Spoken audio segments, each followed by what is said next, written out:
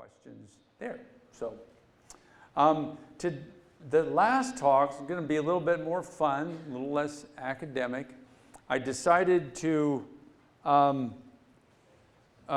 do stories from behind the scenes, Riot and the Dance, okay? The stuff that didn't get put in. And again, it doesn't always have to do with charismatic megafauna. Sometimes it does, but sometimes it's just funny things that have happened either on camera or off camera. But just a little context.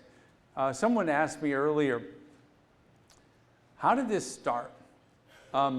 Actually, 10 years ago, 2015, Mr. Andrew Krapachetz, who is a CEO of Red Balloon here, he went to Nate Wilson. Some of you know Nate Wilson, ND Wilson.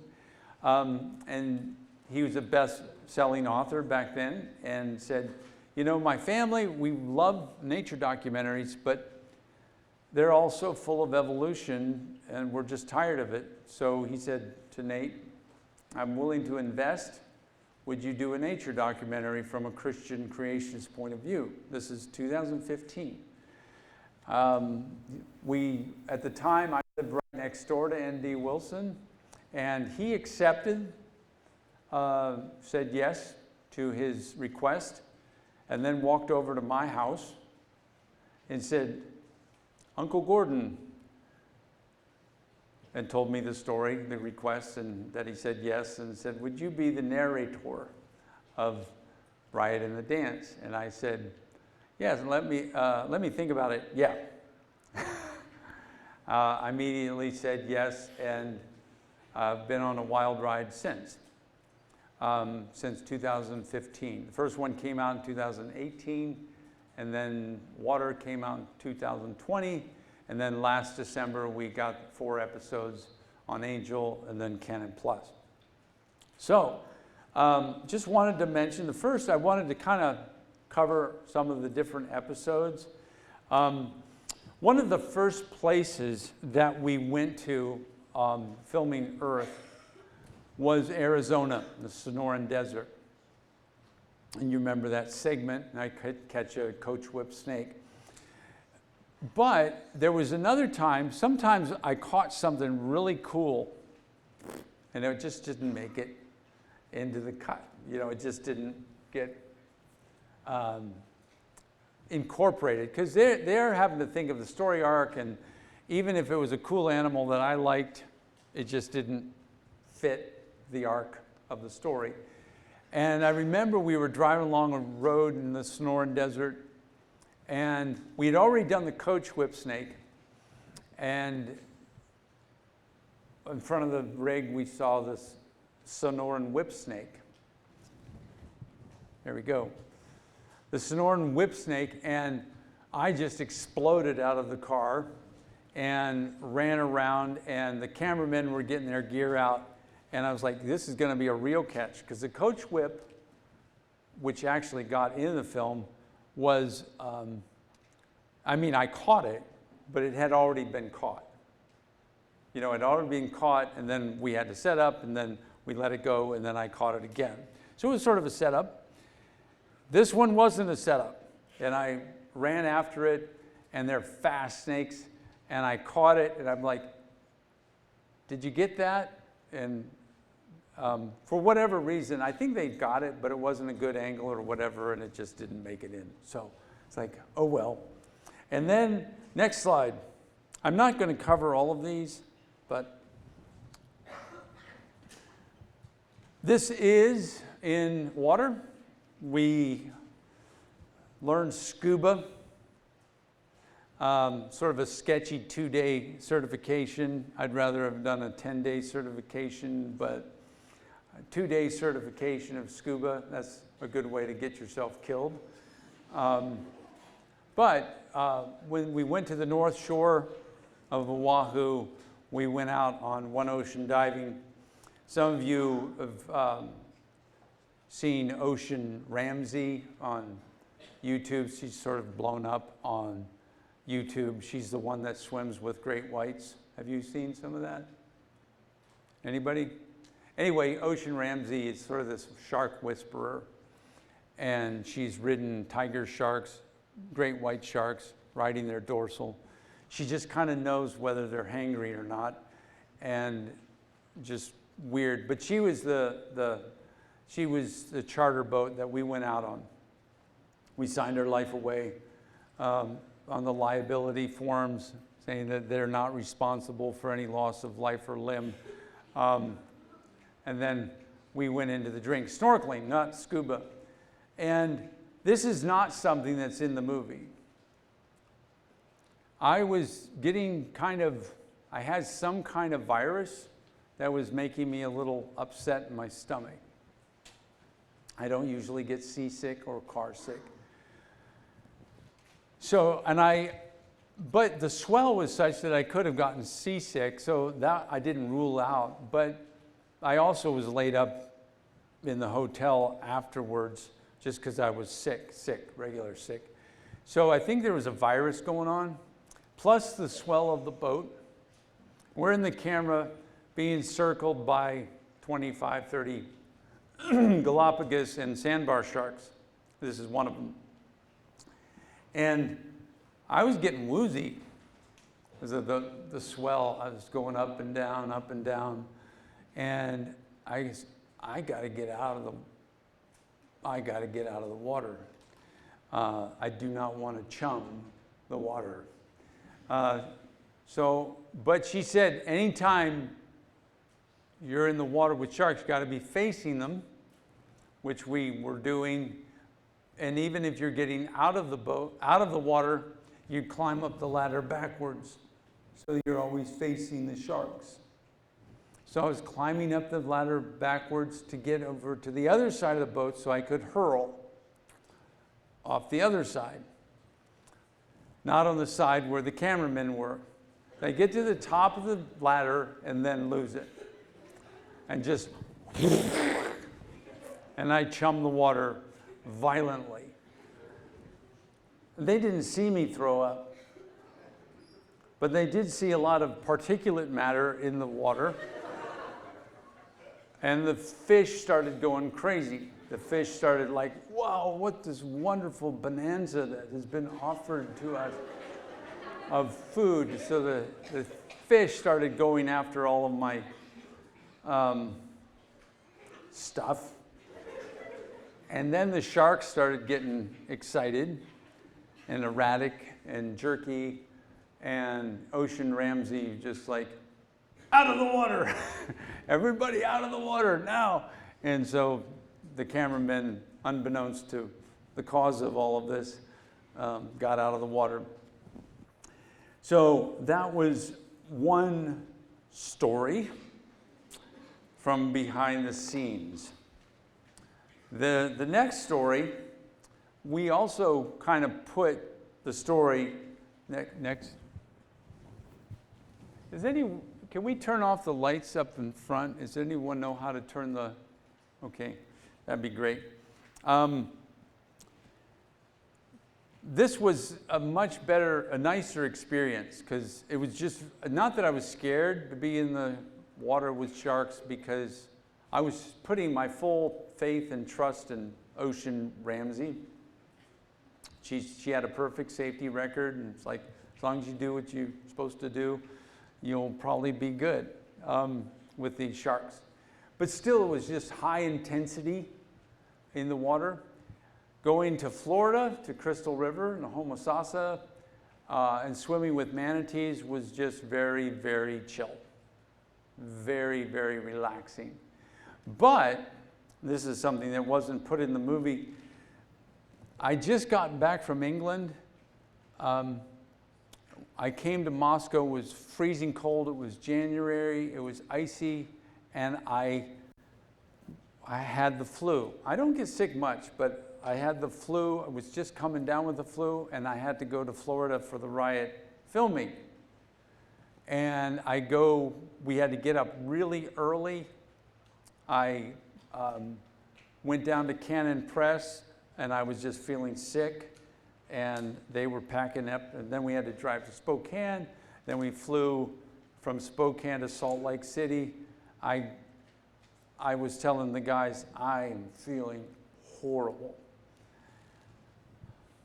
Pray for me, because we're going to go film. And I was in Salt Lake. I got on the plane and had a fever sleep on the plane. It was great. It was a fever sleep where you just have this soaking sweats and dreams. And I went from 10%, feeling at 10%, and I had a fever sleep on the plane when we were and I woke up right before we were landing in Orlando, and I felt 80%. Like, wow. That was, I just suddenly got not totally better. Now this is sort of leading up to swimming with manatees, because I was still 80%, but when you're in the water snorkeling with manatees and the water's 72 degrees and you're coming out of flu, you get chilled. I mean, you shiver, you know, you have a fever, you're losing heat, and I was chilled to the bone. And I was in the water for a half hour.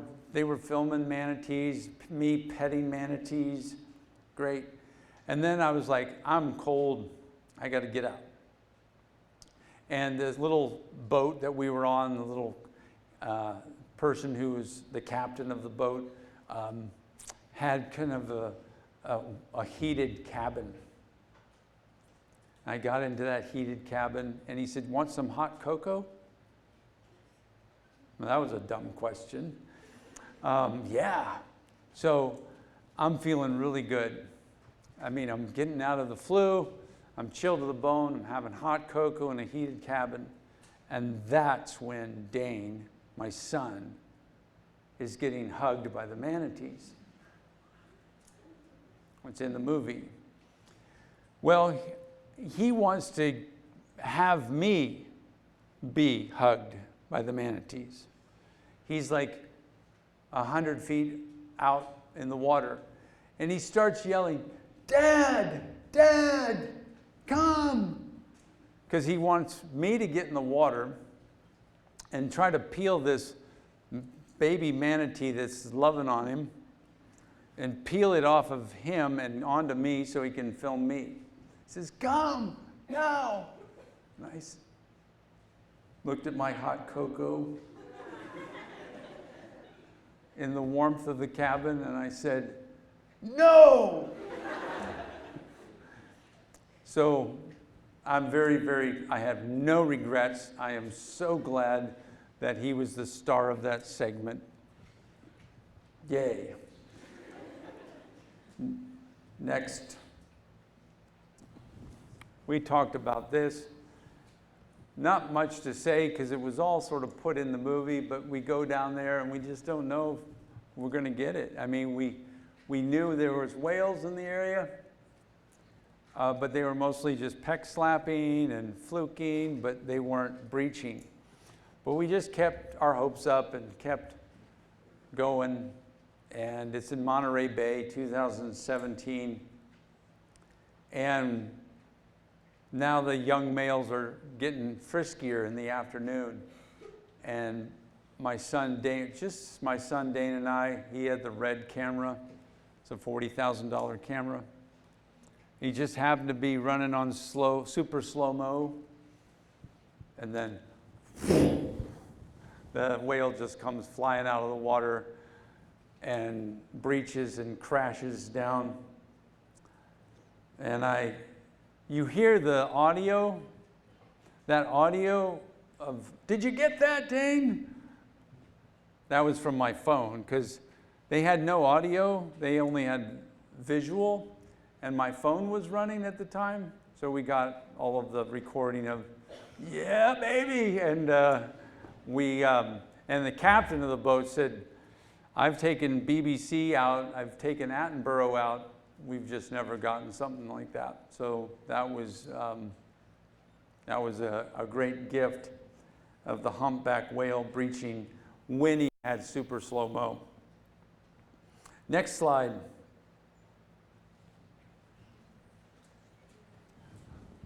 when we went to Africa on the COVID year 2020,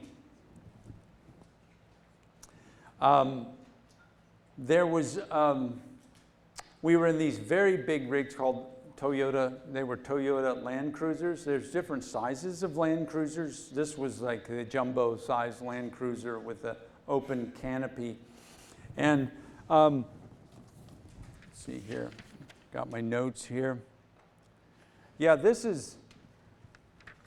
we're totally exposed.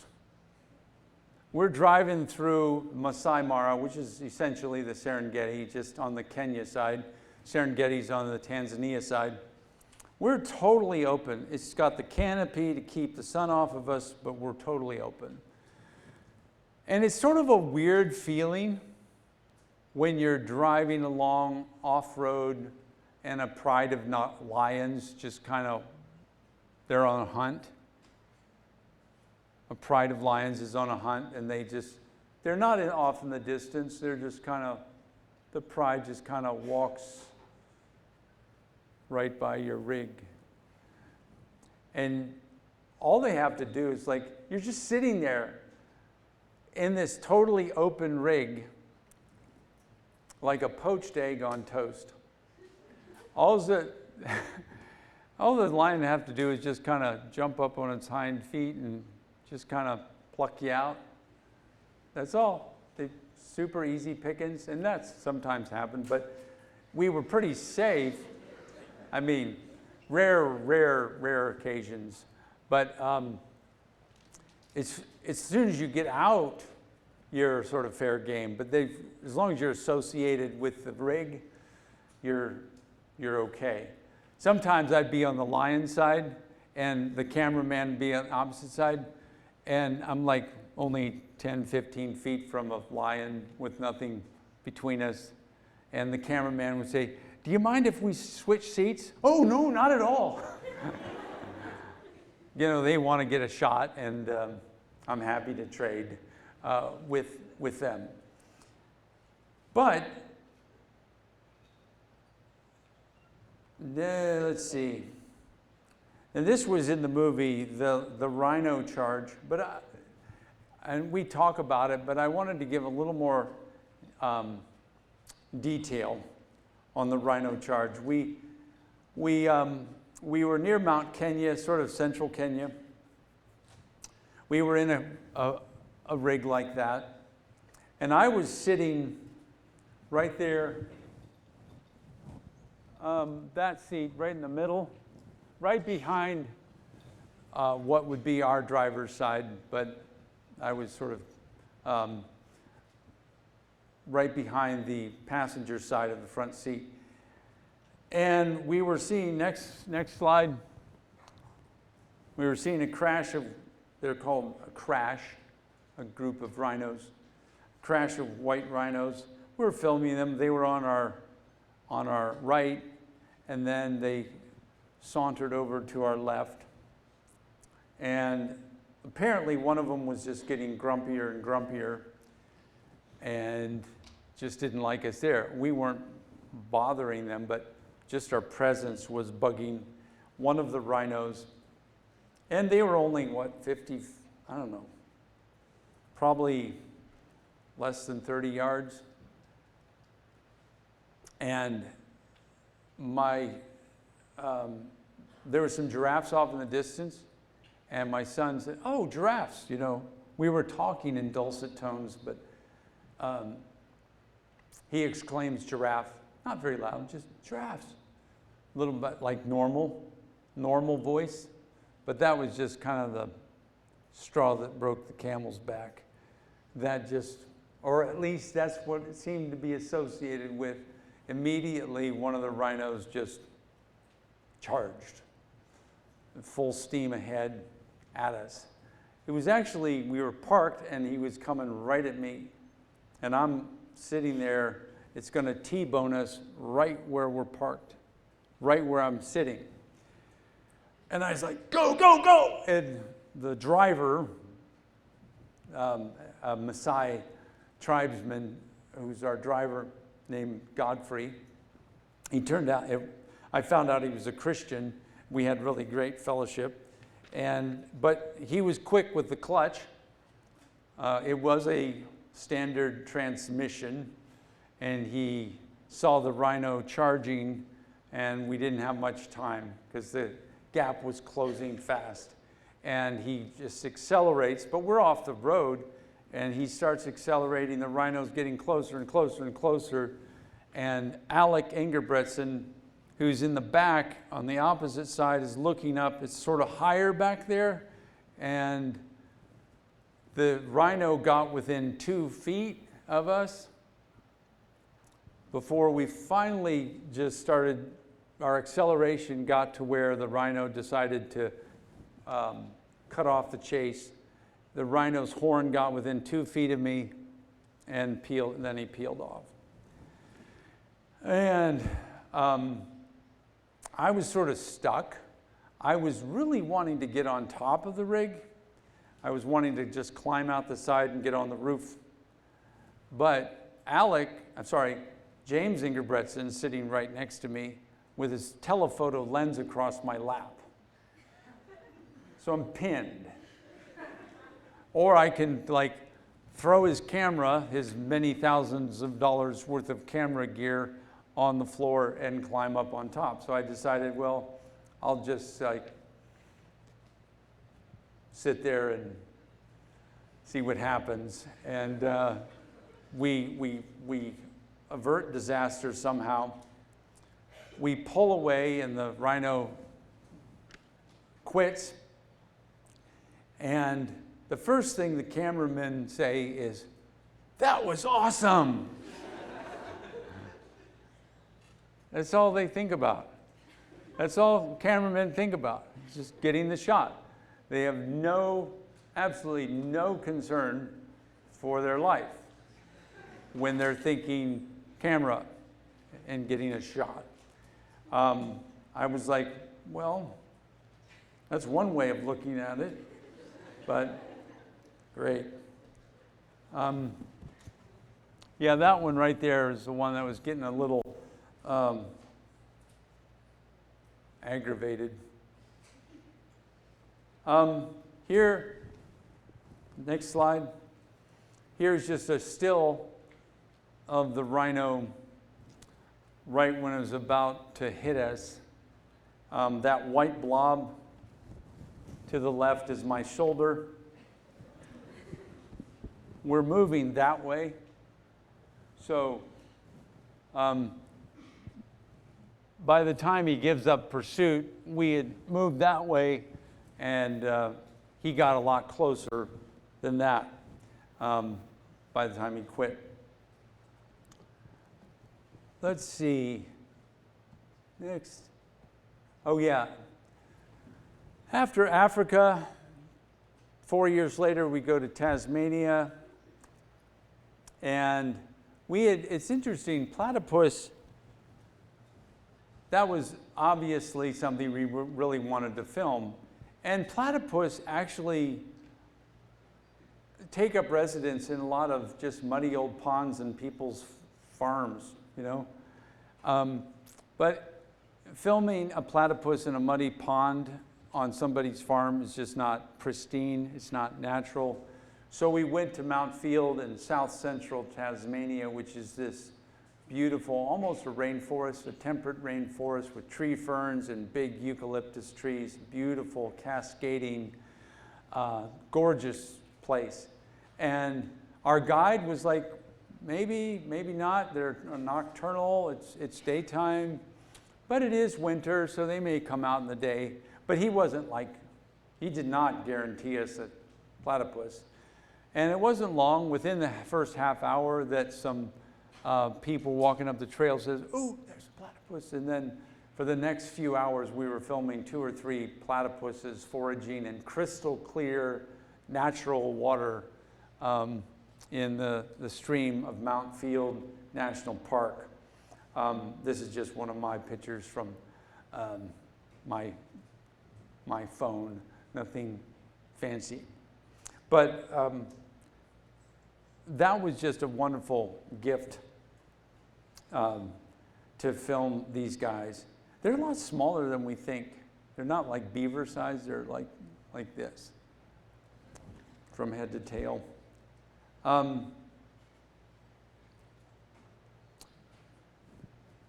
I like reptiles, but I also like furry things.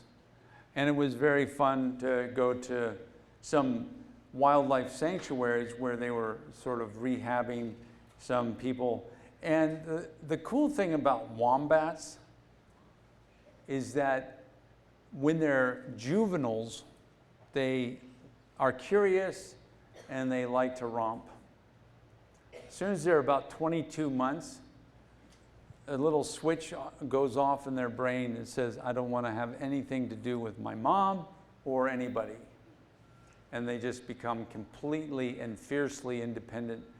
But I got this wombat wrestling with me before it had reached that age. And he was climbing all over my lap, and it looked like he was biting my arm, but he was literally knocking his teeth. He wasn't biting, he was just knocking his teeth violently against my arm and crawling all over it. Then we also went out in the Tules, northern Tasmania, and there was a bunch of Forester kangaroos that were wonderful too. They were wild, but the guides had always been throwing out veggie pellets, and so they were quite tame. They would come up to us and we could feed them and scratch them and see their joeys in their pouch. That was wonderful. When we went up to the mainland, up to northern Australia, there's this spider in Australia called the huntsman. They're harmless, but they're really creepy looking, and they're big. And we were glamping, literally. It was a pretty nice, the cabins, they were sort of tent cabins. They were kind of plasticized canvas walls that were angled that you could see out, but you can't see in, so there was a private cabin. Inside the cabin, right up in the corner on the ceiling, right near the ceiling, was this big huntsman spider in our cabin. And my wife is like fine with it, actually. She'd heard that they were harmless, but still, it's sort of unnerving when it's sort of above your bed, or sort of not above your bed, but that way. So it would come out at night, and we'd turn off the lights and put a flashlight, and it's just like, there it is. Good night. And my wife went to sleep and occasionally wake up and grab the flashlight. Still there. Good.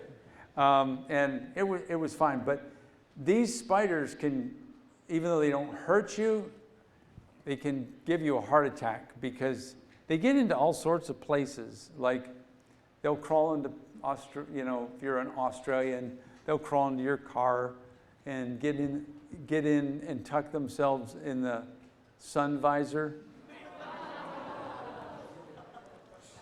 And you get in the car and, like flip.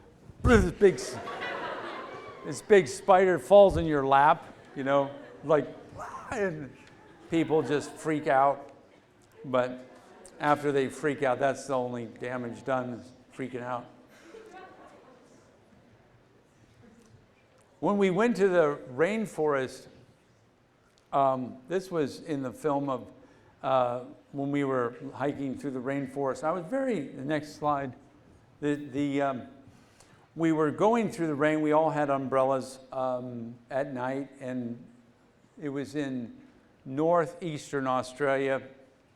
And I was very proud of myself, because I was walking along, and in the corner of my eye, I see this tree trunk and a slight irregularity, and I look and I go, there's a leaf-tailed gecko. And it was this long, but it just blended in. Here you can see it because it's casting a shadow, but when I first saw it, there was no shadow. It was just completely camouflaged lichen against the bark. And so I was like, oh, cool. Yelled at the cameramen. They came running up. And you think, okay, this is a still gecko. It is doing nothing. How long did they film? An hour. I was just like, this psyche of a cameraman is just different. It's like every kind of angle and like, let's do a reveal. And then, you know, the light pans across and then no shadow, shadow. And it's like, are you guys done yet? You know, it's getting late, you know. But they milk that gecko for all it's worth, even though they don't produce any.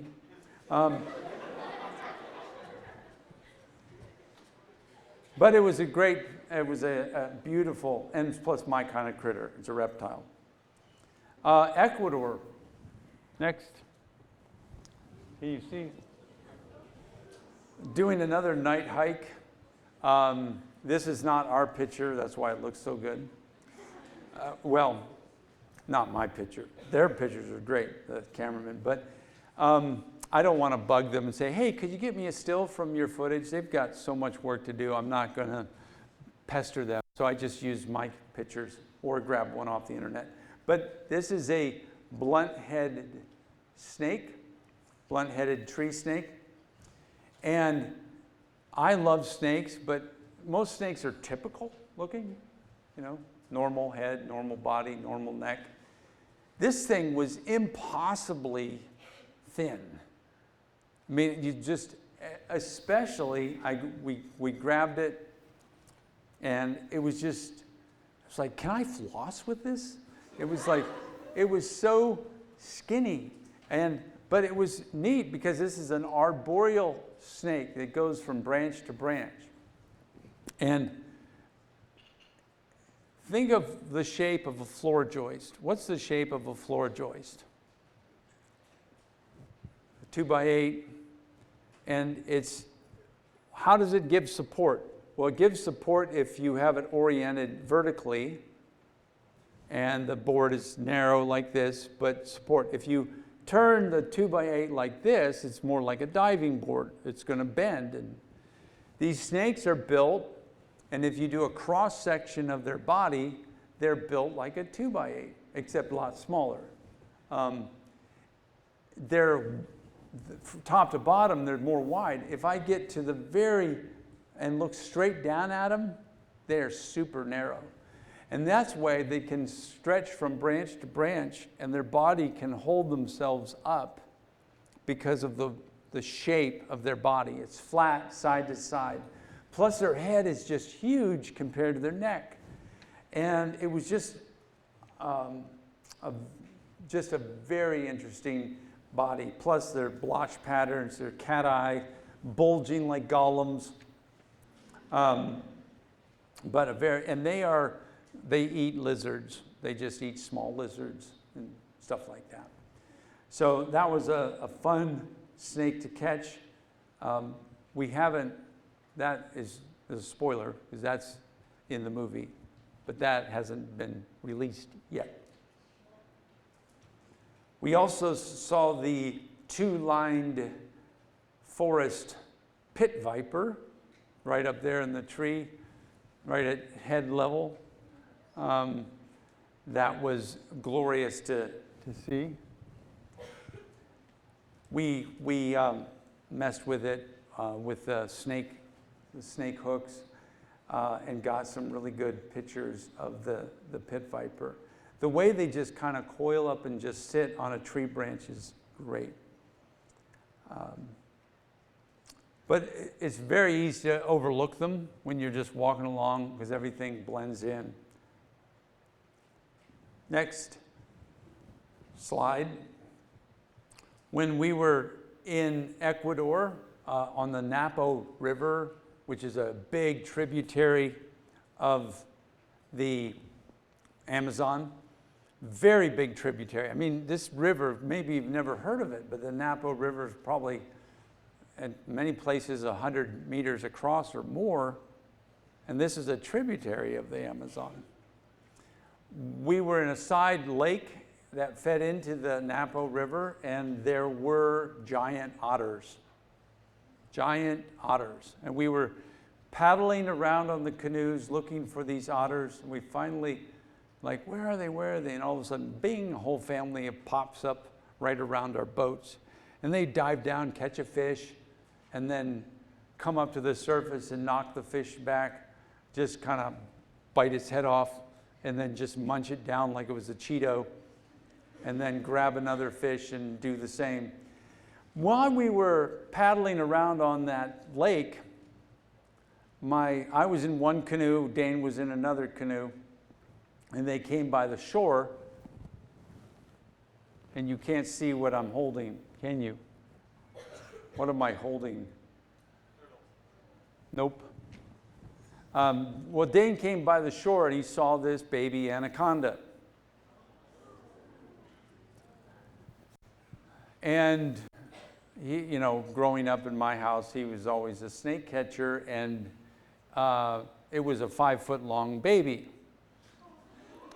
You know, and it was as big as around as my wrist, and he was leaning out of the canoe and trying to wrangle this anaconda out of the bushes on the shore, and James is trying to balance the canoe to keep it from tipping over, and Dane grabs it, and the anaconda just wham and hits him and bites him really hard. But James was like, couldn't see because he was in the bushes, and did he get you, Dane?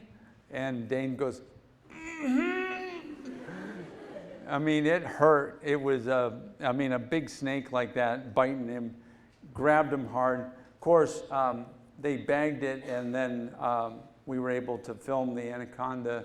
Can you tip the projector? Oh no, you can't. It's up there. No way to tip the projector. Oh, there we go. Maybe not quite as big as my wrist. Sorry. But I did not get bit. I'm very careful. I do not like getting bit by snakes. But I got its neck and got it under control. But we tried to find its mother because she has sort of a sunning spot, but when we checked it, no mother, but she was like 20 feet, something like that. Big, you know, this big around. This is just the baby. There's next slide. There it is again on the ground. Let's see. Next slide.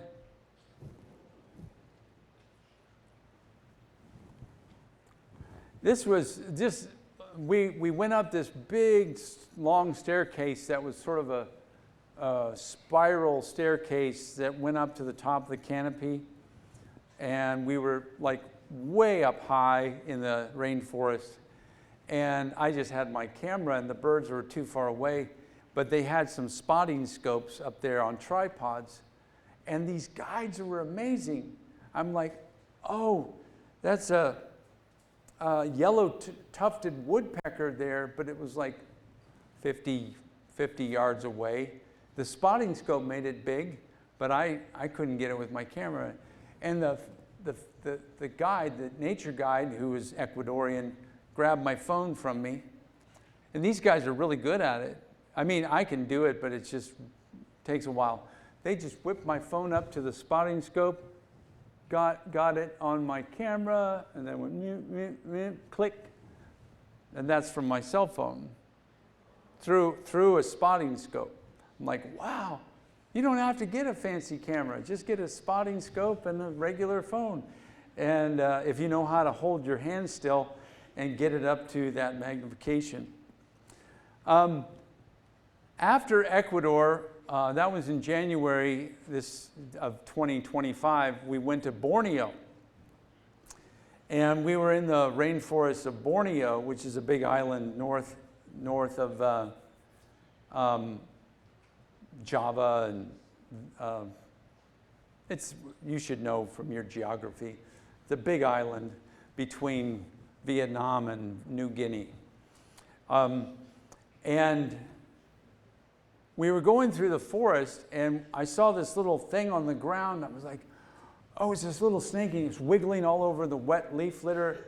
And I'm like, oh, is it a snake? You know, and there's lots of snakes over there, lots of little snakes. And I'm like, no, it's too slimy. And then I'm thinking, oh my goodness, it's a caecilian. Caecilians are these legless amphibians that look like earthworms. They have segmented bodies, they have a skull, they have a vertebrae, but they superficially look like earthworms, and they're often very pretty colors like purple and orange. And I'm like, oh my goodness, I've only seen pickled caecilians in jars of alcohol. I've never seen a real caecilian. Like, this is a bucket list. And I grabbed it and picked it up. A caecilian, I said, it's an earthworm. And it was the weirdest thing, because it's like I was expecting a caecilian with a head and jaws, and it was so unlike our earthworms in the sense of it didn't, like our earthworms get fat and short and long and skinny, and they contract and they can expand, and you can tell they're a worm.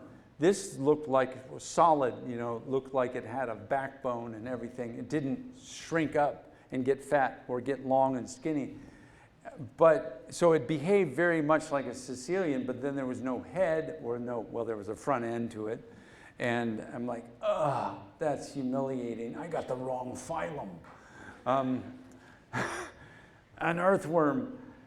But that's just a funny story. Let's see. And actually, we're going to be out of here in 10 minutes. I'll end with the Komodo dragon. We went from Borneo, and we flew to Bali, and then flew to Komodo, or we flew to Flores Island and then took a boat to Komodo. And we went to the island called Rinca, which is one of the Komodo islands at Komodo National Park. And the guide took us to a water hole with a water buffalo. You can see there a water buffalo in the mud hole. It had been attacked by Komodo dragons 2 weeks earlier, and it ran for the water hole because they know that they can kind of hold off the Komodos longer if they sit in the mud, because Komodo dragons just don't like to wrangle a buffalo in the mud, in water. They know that they don't have the upper hand, but they're patient. So this water hole, this mud hole had we sat there for hours, and there was anywhere from 4 to 9 Komodo dragons just waiting for this buffalo to die. And we asked the park guides, would you just put this buffalo out of its misery, you know? And then the Komodo dragons will jump in and eat. They said, no, it's against the park rules. Nature has to do nature's way. And so they let this buffalo just sit there in the mud. It may last, I don't know. I know the Komodo dragons are venomous, but it's a slow-acting venom, and these buffalo are tough, really tough. So we got footage, but we didn't get the death. We had to go. And that's the thing with BBC. They can throw millions of dollars and let the cameraman stay there for a week or two and get the shot they want. We can't do that. We have to just go, get what we can get, and build the rough cut from there. So I will end with that.